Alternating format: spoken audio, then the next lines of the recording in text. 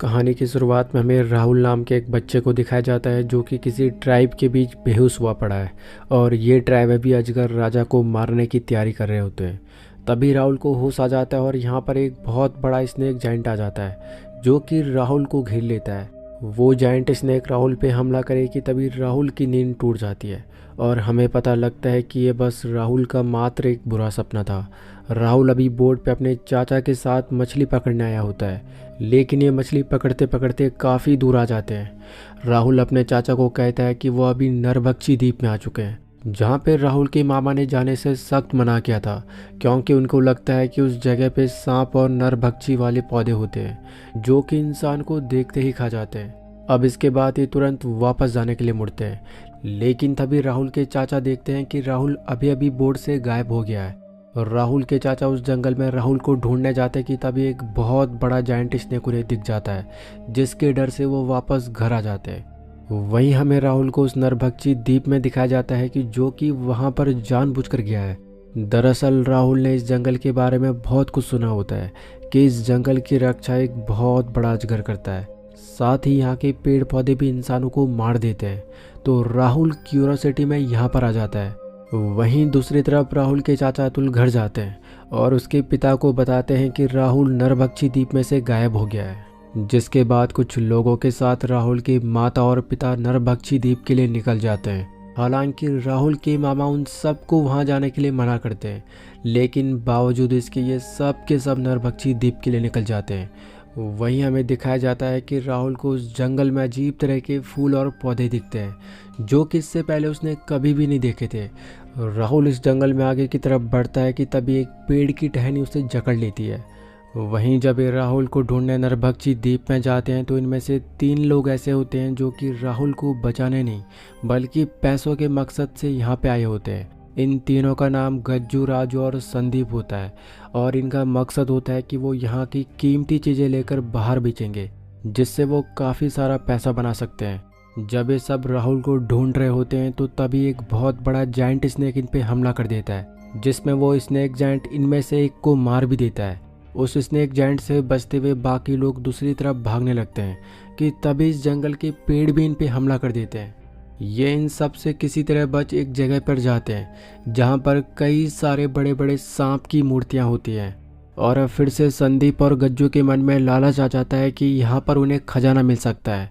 दरअसल संदीप नाम का ये शख्स इनके साथ राहुल को बचाने के बहाने से आया होता है, लेकिन उसको राहुल के जीने या मरने से कोई भी मतलब नहीं है, बल्कि ये सिर्फ खजाने के लिए यहाँ पर आया है। ये सब के सब यहाँ से निकलते कि तभी संदीप यहाँ की चीज़ों को छेड़ने लगता है, जबकि महेश्वर मामा ने यहाँ की चीज़ों को छेड़ने से सख्त मना किया था और इसी कारण यहाँ पर बहुत सारे छोटे छोटे सांप भी आ जाते हैं।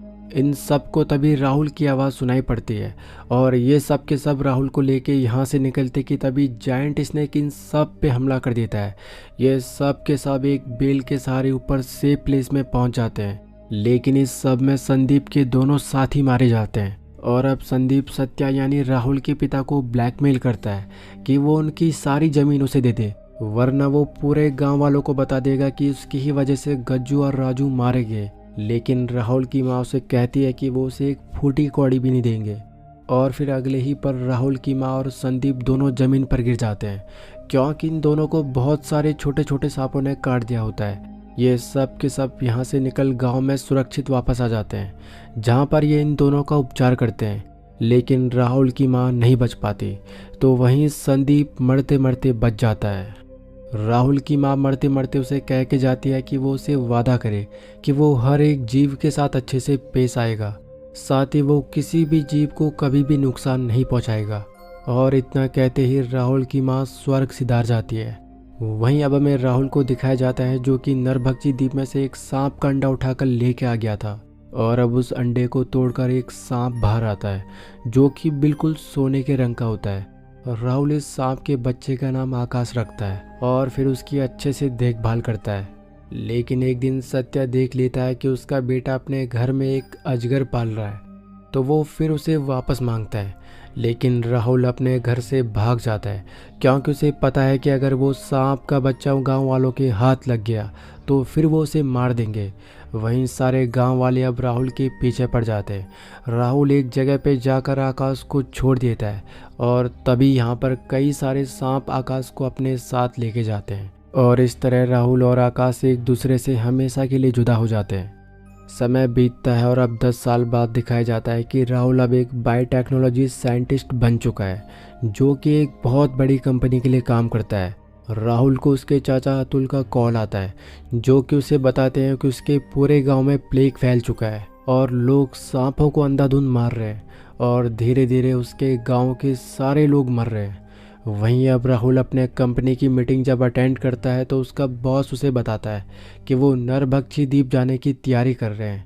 तो वो चाहते हैं कि राहुल इस मिशन को लीड करे क्योंकि राहुल का गांव नरभक्षी द्वीप के पास में ही पड़ता है। असल में यहाँ पे साइंटिस्ट को अमर होने की दवाई ढूंढनी होती है क्योंकि उनका रिसेंट एक्सपेरिमेंट सक्सेसफुल होता है। दरअसल हर किसी इंसान के शरीर सेल से बना होता है लेकिन एक टाइम के बाद सेल डिवाइड होना रुक जाते हैं जिसके कारण हमें बुढ़ापा आ जाता है और हमारी मृत्यु हो जाती है। लेकिन अब साइंटिस्ट के हाथ में एक ऐसी जड़ी बूटी लग गई है जिसके कारण सेल्स कभी भी डिवाइड होना नहीं रुकेंगे और अगर ऐसा हुआ तो फिर इंसान अमर हो जाएगा। लेकिन साइंटिस्ट को लगता है कि वो जड़ी बूटी यानी वो सोने चांदी रंग की घास सिर्फ और सिर्फ नरभक्षी द्वीप पर मिलती है और कंपनी के मालिक को पता होता है कि नरभक्षी द्वीप में जाना किसी खतरे से कम नहीं है, इसलिए इनके साथ एक स्पेशल फोर्स भी जाएगी। साथ ही इस मिशन को राहुल अपने बॉस की बेटी लिली के साथ लीड करेगा। अब जब इनकी सारी टीम राहुल के गांव जाती है तो ये देखते हैं कि पूरा गांव लगभग प्लेग से मर रहा है। राहुल अपने पिता और चाचा से मिलता है और फिर इसके बाद वो भी राहुल के साथ नरभक्षी द्वीप में चलने के लिए तैयार हो जाते हैं। साथ ही संदीप भी इनके साथ चलने के लिए तैयार हो जाता है। यहाँ पर ये वही संदीप है जिसे सिर्फ पैसों से मतलब होता है और राहुल की बॉस पैसे का लालच देकर इसे भी अपने साथ ले जाना चाहती है क्योंकि ये न सिर्फ लालची होता है बल्कि ये बहादुर भी होता है। हालांकि अभी भी कई ऐसे लोग होते हैं जो कि इन्हें नरभक्षी द्वीप में जाने के लिए मना करते हैं लेकिन फिर भी ये सबकी बातों को अनसुना कर नरभक्षी द्वीप के लिए निकल पड़ते हैं। अब जब ये नरभक्षी द्वीप में पहुंचते हैं तो ये वहां पर ऐसे ऐसे पेड़ पौधे देखते हैं जो कि आज से पहले इन्होंने कभी भी नहीं देखे होते। इस पे इनका कंपनी का बॉस कहता है कि ये पेड़ पौधों करोड़ों के भाव के बिक सकते हैं और ये सुनते ही संदीप के मन में फिर से लालच जाग उठता है। तभी इनमें से एक को बेहद खूबसूरत फूल दिखाई देता है और जब वो उस फूल को तोड़ने की कोशिश करता है तो वो फूल उस पर हमला कर देता है यानी कि ये एक नरभक्षी फूल है।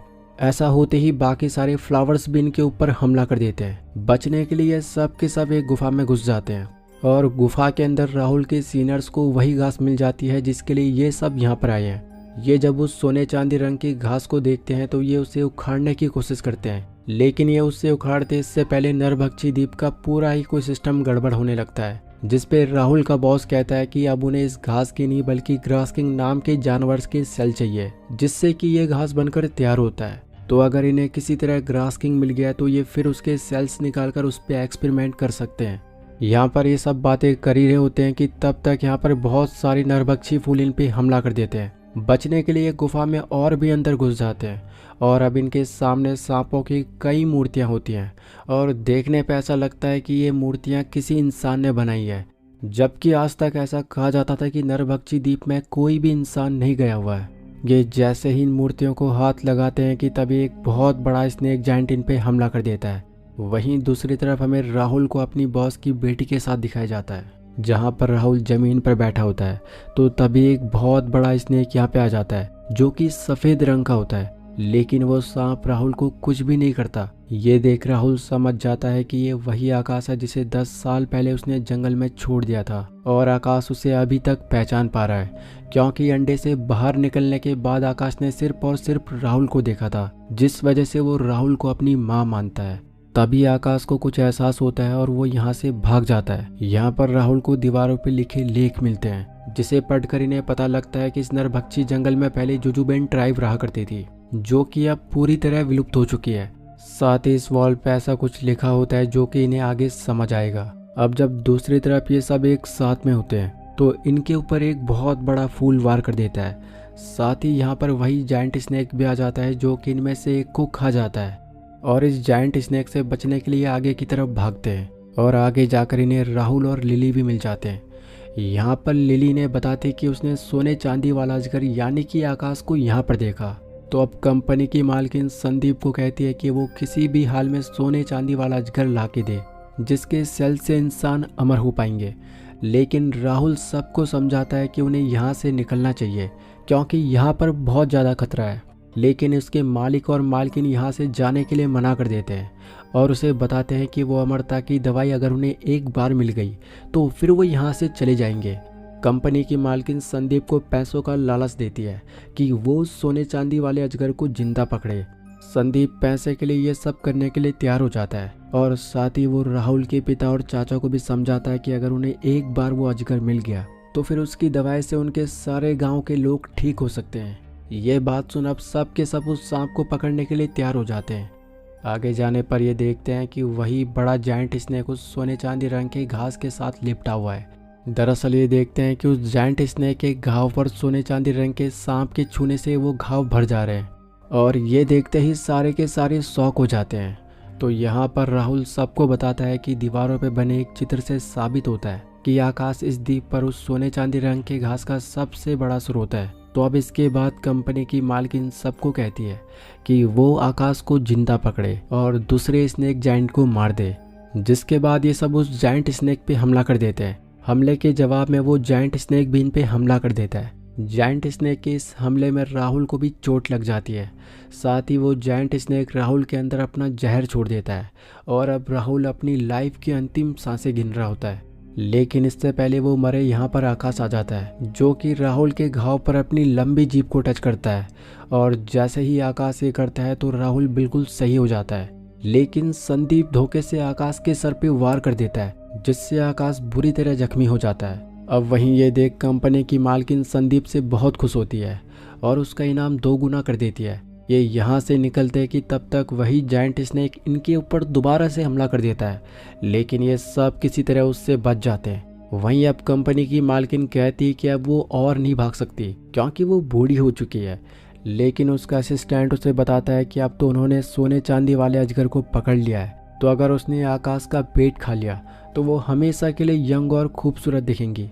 ये सुनते ही लालची संदीप चाकू लेकर आकाश के पेट को काटने के लिए तैयार हो जाता है लेकिन राहुल उसे मना कर देता है और इन दोनों के बीच लड़ाई हो जाती है। संदीप राहुल पे भारी पड़ जाता है और वो राहुल को मारता है कि तभी जख्मी आकाश एकदम से गुस्सा होकर संदीप को काट देता है जिससे अब संदीप के शरीर में पूरा जहर फैल जाता है। संदीप के ऊपर राहुल को दया आ जाती है तो वो अपनी जेब से सोने चांदी रंग की घास उसे खिला देता है जिससे संदीप फिर से सही हो जाता है। लेकिन वो धोखेबाज फिर से राहुल पे हमला कर देता है। यहाँ पर राहुल संदीप की मदद इसलिए करता है क्योंकि उसने अपनी माँ से वादा किया होता है कि वो हर एक मुश्किल में पड़े जीव को बचाएगा। लेकिन यहाँ पर संदीप की मदद करना उस पर ही भारी पड़ जाता है क्योंकि संदीप दोबारा से उस पर हमला कर देता है।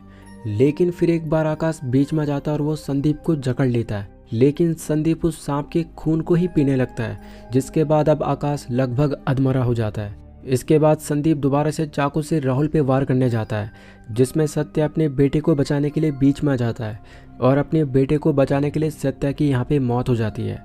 वहीं अब संदीप की बॉडी में इन्फेक्शन फैलने लगता है और अब यहाँ पे राहुल को समझ आ जाता है कि जुजुबियन ट्राइब ऐसे ही विलुप्त हुई थी। दरअसल जुजुबियन ट्राइब सांपों को खाया करते थे क्योंकि उन्हें लगता था कि ऐसा करके वो हमेशा के लिए अमर हो जाएंगे। लेकिन जब उन्होंने इन सांपों का खून पिया तो वो दुनिया से ही विलुप्त हो गए। वहीं अब संदीप के साथ भी यही हो रहा है। यहाँ पर संदीप इन्हें एक सीक्रेट बताता है कि उसी की वजह से सारे गाँव के लोग प्लेग से ग्रसित हैं क्योंकि वही उन सांपों का खून निकाल कर उन्हें दिया करता था। ये सब सुनने के बाद राहुल और संदीप में भयानक लड़ाई हो जाती है जिस लड़ाई में संदीप राहुल पे भारी पड़ने लगता है। साथ ही कंपनी के मालकिन का असिस्टेंट उसे रिवील करता है कि वो बस पैसों के लिए ये काम कर रहा था बल्कि अमर होने जैसी उन्हें कोई भी जड़ी बूटी नहीं मिली है। ये सुनते ही संदीप उसे मार देता है क्योंकि वो भी सब कुछ पैसों के लिए कर रहा था। अब इसके बाद संदीप और राहुल में लड़ाई हो जाती है और संदीप राहुल को गन से शूट कर देता है। ये देख सबके सब राहुल के पास जाते हैं और सबको लगता है कि राहुल मर चुका है लेकिन फिर सरप्राइजिंगली राहुल खड़ा हो जाता है और हमें पता लगता है कि राहुल के माँ के दिए ताबीज़ के कारण उसकी जान बची है क्योंकि वो बुलेट उस ताबीज़ पे लगी थी। अब इसके बाद संदीप उस पर दोबारा से हमला कर देता है, लेकिन इससे पहले वो राहुल को मारे यहाँ पर वही स्नेक जायंट आ जाता है, जो कि संदीप को पूरा कच्चा निकल जाता है। इस दौरान इन सब को घर वापस भागने का मौका मिल जाता है, तो ये सब नाव में बैठकर वापस घर की ओर जाने लगते हैं। लेकिन राहुल देखता है कि नदी के किनारे आकाश बुरी तरह जख्मी पड़ा हुआ है। तो यहाँ पे राहुल को वो पल याद आता है जब आकाश छोटा था। राहुल के दिल में आज भी आकाश के लिए जगह होती है, क्योंकि उसी ने उसे बचपन से पाला हुआ था। तो यहाँ पर राहुल उस सोने चांदी रंग की घास का आखिरी सैंपल भी आकाश को खिला देता है। हालांकि इसके लिए उसकी बॉस उससे भीख मांगती है कि वो प्लीज उस घास को उसे दे दे, लेकिन राहुल अभी भी आकाश को बचाना चाहता है, तो वो उस जादुई घास को उसे खिला देता है। अब इसके बाद ये सब नाव से वापस घर की ओर जाने लगते हैं, और जाते जाते हम देखते हैं कि आकाश भी अब उस जादुई घास को खाने के बाद फिर से स्वस्थ हो जाता है। और मूवी के आखिरी सीन में हम देखते हैं कि राहुल अब सारे गांव की बीमारी का इलाज कर रहा है, और अब पूरे गांव में प्लेग नाम की बीमारी का नामो निशान मिट चुका है। और फिर इसी हैप्पी एंडिंग के साथ इस कहानी का अंत हो जाता है।